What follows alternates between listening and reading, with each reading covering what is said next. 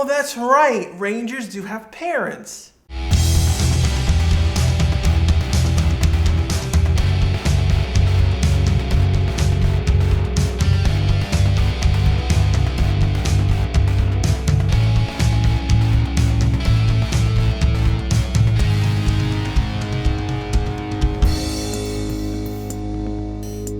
Hey everyone, and welcome to another Ranger Rant. I'm Archer9234. Today I'll be discussing the episode titled Return of an Old Friend Part 1. Now for this episode was not actually adapted from any Super Sentai episode actually.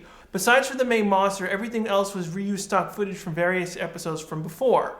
Now the episode starts off with the usual cold preview opening that MMPR usually does, basically breaking down what's going to happen in the episode. Now fortunately enough, Jetix TV actually aired this preview, because normally Jetix would usually cut out these previews and just simply jump into the opening credits, but in this case it actually retained the original opening. So the episode starts off in the juice bar and we get introduced that this is a parents' day where we're seeing all the Rangers' parents and also the other cast members' parents. Now basically the parents are all cliches for all the characters. We see that Jason's father is, the muscle-bound guy. And of course we see Billy's father, who's of course the traditional pocket protector nerd with the glasses look. Now here comes my major complaint with the series as a whole. For some odd reason, we never actually acknowledge the Ranger parents pretty much at all in any of the seasons of Power Rangers. For whatever reason, they're just ignored, which is kind of a shame because they could be really good story plot points for a series, either be dealing with villains or just having a backstory for the characters. But for Power Rangers case, we usually don't get introduced to any of the family members for the series. So while we're getting introduced to all the Rangers family members, we see that Skull is, as usual, being his annoying self and is flying around with a video camera taping all the family members. And of course, we finally get introduced to Kimberly's parents. Now, in the show, we all know that Kimberly's parents are divorced and of course, her mother remarried to another husband. Now, I particularly like this aspect of the characters because a lot of times in PR's case, they usually don't like to acknowledge, real life circumstances. They always like to have everyone, perfect, spotless. But in this case, Kimberly's family has been divorced. They acknowledge it. They actually show that people don't usually get along. So while we're getting introduced to Kimberly's family, we find out that Kimberly is actually not inside the juice bar, and Kimberly's mom basically asks Trini, well, where is she? And Trini's going to get Kimberly outside while we head back to Rita Repulsa's lair. Now, as usual, Rita's spying on all the Rangers, and she's basically baking up a plan. Now, this episode's story point was really interesting and good idea because, well, why not? The Rangers' parents are actually exposed at this point in time, and it's a perfect way in order to get the Rangers' powers away from them and actually make them totally useless in order to fight Rita's forces. Now the problem with this is actually never brought up ever again. This is the one and only time Rita actually takes advantage of the family, which doesn't really make any sense because again, Rita knows who they are or where they live, but yet no other point actually attempts to steal the parents again, makes them hostages at any point in time. And of course, we get introduced to the villain of the week. We basically see he's just some sort of mole monster that can go underground and shoots out some special gas that can either hypnotize or teleport people away from the area. So when we head back to Earth, we see that, Trini finally found Kimberly that's basically outside in front of the juice bar and is like, really upset because again, Kimberly's parents have been divorced. They have not met each other since the divorce. And of course, she's like afraid, well, what are people going to think about them? Fortunately enough, again, they're adults. They're respecting one another. And of course, Kimberly's finally relieved and is about to head inside when all of a sudden, putties attack Trini and Kimberly. Now, this is one of the very first times that the putties actually attack the Rangers in front of the juice bar during a high populated moment, which is kind of risky. This could actually cause a problem with their secret identities because while they're not fighting actually as Rangers, this can kind of get people to kind of think that, well, how come these teenagers can easily fight the putties without any problem? Most people would simply run away. While Trini and Kimberly are fighting, Alpha 5 finally contacts Jason and Zach inside the juice bar and telling them that Trini and Kimberly are fighting the putties outside in the back. But unfortunately, Billy is currently not at the parent gathering. And of course, Alpha tries to contact Billy later on in order to get him there faster. Now, eventually, Zach and Jason gets outside of the juice bar and actually finally fight the putties. Now, it was kind of odd, though, that Trini and Kimberly were having a hard time fighting the putties. One, why didn't they just simply morph and fight the putties alone?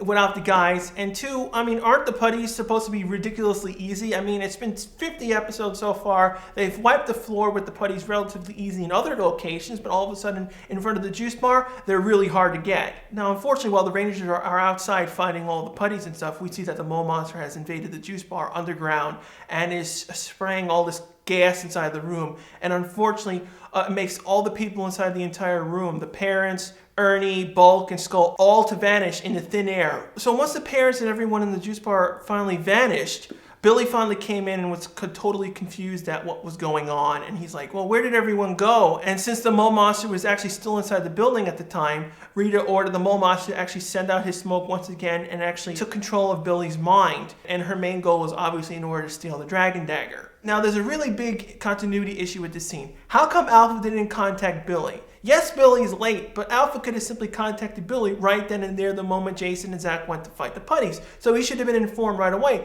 But when Billy walks in, he's totally confused. Where are all the people? Okay, yes, but your priority should have been fighting the putties outside. So realistically, he shouldn't have been in there confused and actually taken by Rita. So while the Rangers are still fighting the putties, Billy actually gets teleported into the command center, and of course, since he's totally under Rita's control, she's acting totally mean toward everyone, and again, pulls out some sort of component out of Alpha, disabling him. Since Zordon can't really do anything from over there, Billy summons the Dragon Dagger and teleports away out of the command center with it. Now, once Billy leaves the command center, the Rangers finally finish off all the putties and they simply teleport away, and the Rangers finally go back into the juice bar. Now, Jason gives off a last-minute comment. I hope our parents didn't see us fighting the putties.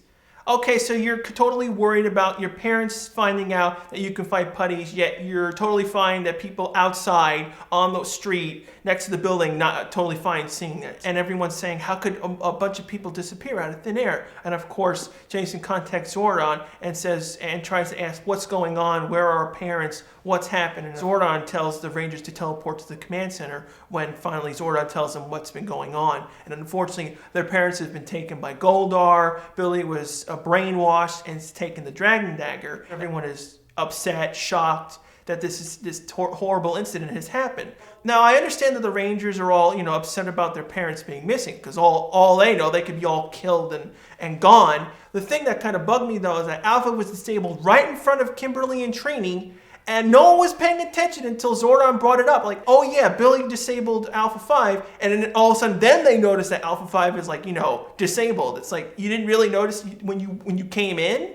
Fortunately enough, since Trini is also a tech head, she pretty much figured out what Billy had pulled out and restored Alpha 5 to working order. Zordon informs the Rangers that Billy is heading toward Goldar with the Dragon Dagger. So of course, the Rangers eventually morph and head to Billy's location. But now, when the Rangers finally teleport in, we see that Billy and Goldar are inside the Dark Dimension area. Now, this kind of confused me. How come they're in the Dark Dimension area? Wouldn't it have been more realistic if Goldar had met Billy in another location on Earth rather than being in the Dark Dimension? It just felt out of place. Why are they in the Dark Dimension area again? So, of course, since the Rangers arrived, they basically interrupted Billy's handing over the Dragon Dagger to Goldar, and of course, Goldar simply sends out the putties. Now, of course, the Rangers are basically fighting all the putties. Billy was knocked down and is basically onlooking the fight, which is kind of confusing, though. You see that Billy is still holding the Dragon Dagger, but has this kind of confused look on him. I mean, he's basically brainwashed. Why is he having this confused look on him, doesn't know what to do? Shouldn't he basically be mindless and just standing there with the Dragon Dagger in his hand, just waiting for Goldar's command? It really didn't make any sense. Now, another thing I have to complain about is that Billy was fully controlled by Rita. At any point in time, Goldar could have not only taken the Dragon Dagger, he could have taken Billy's Power Morpher and totally have killed Billy at the same time. Goldar unfortunately takes the Dragon Dagger from Billy and actually teleports out. Fortunately enough, the Rangers defeat the putties with relatively ease. Goldar's spell over Billy's mind simply dissipates and he returns basically to normal. And now here comes the major issue with the episode. We see Goldar is actually finally summoning the Dragonzord, and of course he's going to wreak havoc on the city. Now, the problem with this episode is that this is all stock footage, because at this point in time, we're in episode 50 of MMPR Season 1. The series is basically exhausted nearly all the Zyuranger footage, and we're basically crossing into the point of the Ju2 footage where the footage was specifically filmed for us. But at this point in time, Saban was simply asking them to reuse stock footage. So all this footage is basically reused from various multiple episodes. For example, when the Rangers finally arrive and we see that Goldar summon the Dragon Zord, of course this stock footage is from the introduction of the Dragon Zord where it's evil and it's attacking the seaport area. Other use of stock footage is basically the Zord summoning footage of the Rangers. If you recall, all that footage was actually used in Doomsday, not 10 episodes ago. And now eventually the Rangers summon all the Zords and form the Megazord. Now the easiest way to know when we cross over to Ju2 footage is the actual new use of the Megazord formation. Now for people who don't know, the Ju2 footage was basically Saban asking Toei to actually film additional Zyuranger footage, meaning they were filming new stuff with the Zyuranger suits in Japan for specifically us. This footage was made only for MMPR. It was never seen in Zyurangers. Various monsters, various weapons, and other stuff and power-ups were only used for us. This also introduces the new Megazord formation sequence, which is much more similar. So if you're always curious when is the Ju2 footage being used, that's when the episodes are using Ju2 footage. Now, when the Megazords finally formed, and of course fighting the Dragon Zord, again, they're reusing stock footage from various episodes. If you recall, this is one of the earlier times where the Megazord is fighting the Dragon Zord, and of course, they get thrown inside a building. That was from another episode. That's the reason why we see the Power Sword come out of nowhere, and of course the Megazord falls inside the building. Now, unfortunately, since the Dragon Zord was simply overpowering the Megazord, the Rangers simply eject from the Zord cockpit and head back to where Goldar is. This is also the reason why the Zord fight was simply ended abruptly, because again, they were splicing multiple episodes of Zord footage together, and they really didn't have much to do, so they simply abruptly end the fight, and the Rangers head to where Goldar is. So unfortunately, we see that Goldar has full control over the Dragon Zord, and it basically orders the Rangers to give them their power coins, or their parents will simply die. Now, the Rangers have a difficult decision. Do they give up their powers, risking the entire planet, or let their parents die? Both decisions are bad either way, and of course the Rangers asked Zordon, but of course Zordon simply can't answer. This is up to you. Unfortunately though, the Rangers simply agree, and we see that one by one the Rangers give Goldar their power coins. Now this scene was kind of weird though. One, Goldar transforms the Dragon Dagger into a box. That really didn't make any sense. How could you do that? Second, why do the Rangers actually believe that Goldar would keep their promise? He's evil, he's done horrible things to the city. Why at one point would you believe that Goldar would give your parents back? Either situation would have been bad either way. They could have refused at that moment to not give them the power coins, and they would immediately kill the parents. So unfortunately, the Rangers one at a time take out their power coins from their morphers, and we see that their suits power down immediately the moment they take out their power coins, which is kind of cool. We finally get introduced to kind of how the power morphers actually function. Basically, even if you have your power morpher connected to your suits, the moment you take out your power coin, you automatically shuts off. Once all 5 power coins are inside the chest, of course the Rangers are hoping that Goldar is going to give them their parents back, but of course since Goldar is basically evil, simply says, no, you're fools, and unfortunately takes their power coins and simply teleports away. Now the Rangers officially have no powers left over. Zordon, of course, teleports the Rangers back to the command center, and of course the Rangers are totally horrified of the situation. Basically, Rita has won 2 ways. The Rangers can't do anything physically. They have no more powers. They have no more Zords. And second of all, they have their parents. They can't even do anything because risk of getting them killed. Zordon can't blame the Rangers. It's a tough choice. You can't blame Billy because he was under Rita's spell. But at the last minute, everyone's saying, well, what could we do? We don't have our power coins. And Jason pulls out Tommy's dragon coin, which makes perfect sense that Jason would have his dragon coin, because again, when Jason uses the dragon's power up, we see that his morpher changes into the gold power morpher with the dragon coin, and of course he gets the shield upgrade. So of course Jason would still have the Green Ranger power coin.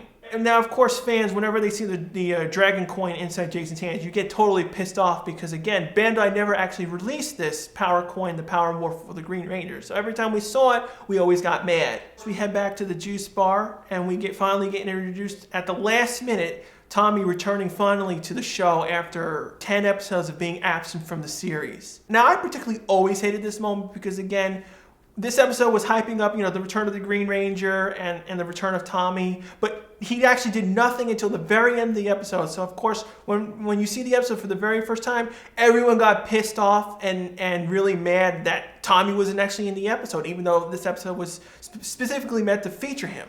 Now, overall, I have to give the episode a 3 out of 5. While it is a really excellent story, it's an original story because, again, they finally used their parents to an advantage. Even though the parents don't really have any, personality except their traditional stock stereotype. But I can't give it a good score because, again, the horrible editing. Because, again, they're using stock footage from past episodes, which you can clearly remember that they've been using before. And the abrupt Zord fight and ending of it. And of course, the brainwashing with Billy. I mean, it was a perfect chance to either kill him, take his powers, or make him totally an evil ranger permanently, but they actually did nothing to do it. He was just a Deus Ex plot device in order to get the Dragon Dagger out of the command center and into Rita's hands. Another thing that doesn't really make any sense, how come they need the Dragon Dagger to begin with? I mean, it was a perfect plan just to take the parents and keep them as hostages. You really didn't need the Dragon Dagger at any other point in time. What do you guys personally think? Do you think this episode was excellent, just like, the Green with Evil arc, keeping up with the emotional turmoil between the characters? Because again, even though Zordon's not gone, they're basically lost their powers again, and the show finally has hostages for the very first time. Or do you agree with me that, the episode felt kind of rushed? You got pissed off that Tommy came out only at the end and it was really supposed to be an introduction for his character. Of course, leave your comments below on what you think on this episode. And of course, leave your suggestions below on what future episodes you'd like me to review. For next week's episode, I'll be reviewing Return of an Old Friend Part 2. Thanks again for watching. I'll see you guys right back here next week.